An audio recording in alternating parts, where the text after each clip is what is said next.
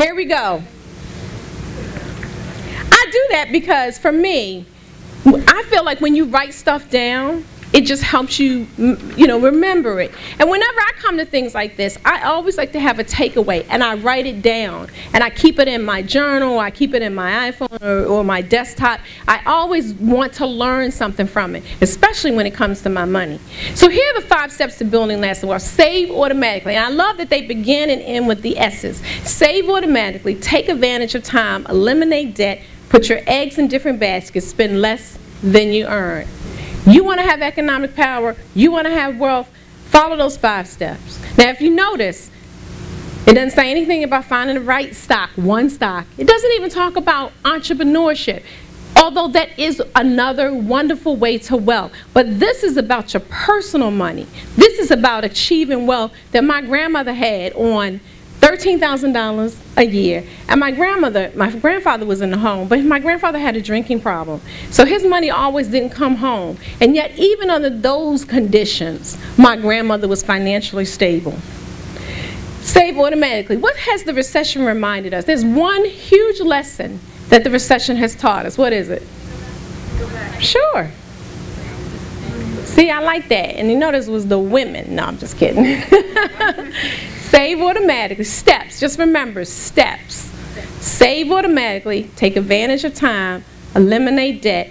Put your eggs in different baskets. Spend less than you earn. 5 steps. Somebody ever asked you how to get rich? Say, I have 5 steps for you. Ready? So what is the major lesson that we learned from the recession? Yes, ma'am. You can lose your job anytime. You can lose your job anytime. That's one of the lessons. What's the other? I feel like the major lesson. Come on, bankers. There want some bankers in here?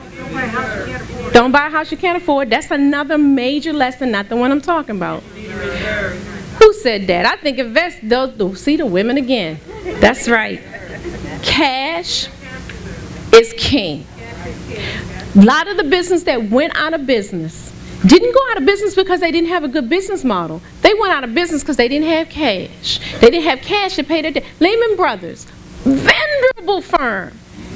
For every $1 in cash, they had $30 in debt. That's why they went out of business. That's why so many people can't survive this recession. Now, you can't weather every economic storm, but if you don't have cash, that storm is going to hit you hard. This was such an important lesson. And I'm hoping that we remember this. Because when I talk about financial diversity, I'm not just talking about stock portfolios. I'm talking about having cash, having your investments diversified, not having debt. That's what economic diversity in terms of your portfolio means. So you know what? Here's one of the reasons why we don't have a lot of cash. I have a couple videos that I want for you to see, but just watch this.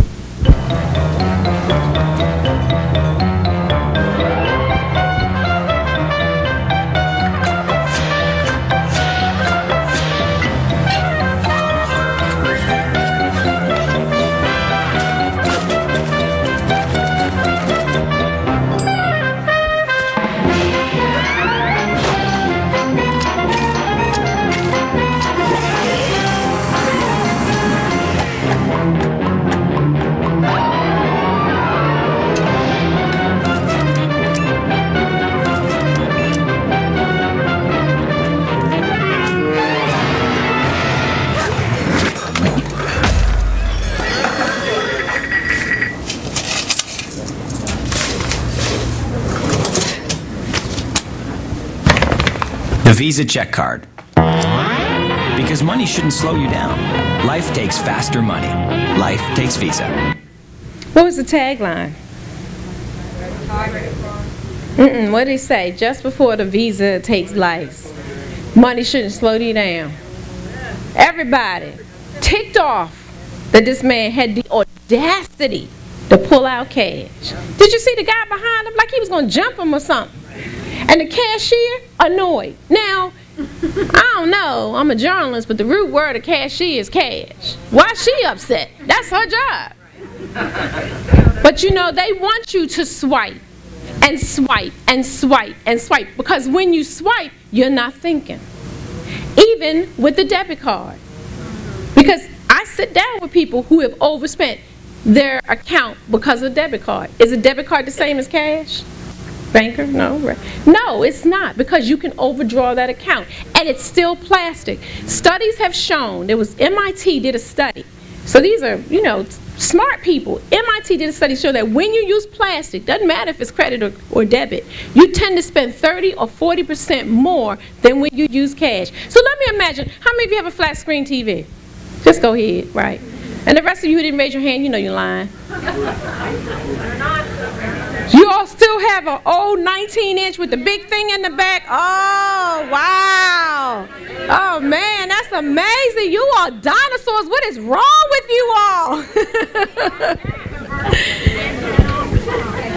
So we'll exclude the people, but listen, if you had to go buy that flat screen TV and spend the cash, because they're now the prices come down, but when they first came out, $2,000, $3,000, just $100, $200, $300, $400, hopefully about $500 or $600, you'd be like, I'm a fool.